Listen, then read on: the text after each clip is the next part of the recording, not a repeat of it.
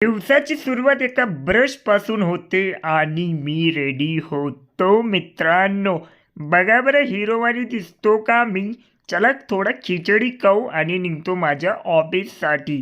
गेलो आमच्या ऑफिसकडं ओढायला गाईज आणि ताईला सोडलं आणि गेलो माझ्या कंपनीला. माझी कंपनी कुठं? मी इथं तर एम्प्लॉय म्हणून काम करतो. इथे या दोघांची झगडा चालू होती. डिश या दोघांना बघून मला कळत नव्हती यांची चालली की माझी झगडा झाली. आणि पकडायला बघा कुमारला पकडायला आले होते राजू भैया.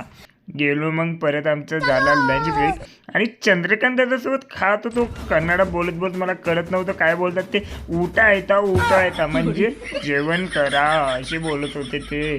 वडापाव खाल्ला आणि घरी जायची सुट्टी झाली. गेलो की मग मित्र आपल्या पथकच्या प्रॅक्टिससाठी मित्रांनो बदाम शेक पेलो.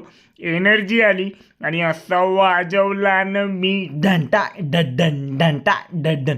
प्रॅक्टिस झाल्याबरोबर गाईज गेलो मग आपल्या घराकडं. गाईस पूर्ण हातपाय दुखत होते वाजत वाजत गाईस. मग मी काय जेवण करायला बसलो गाईस. पोट भरून जेवण केलं आणि मित्रांनो भांडे घासले आपले रोजचं काम. आणि मित्रांनो आजचा ब्लॉग कसा वाटला कमेंटमध्ये नक्की सांगा. डे 4 कसा वाटला.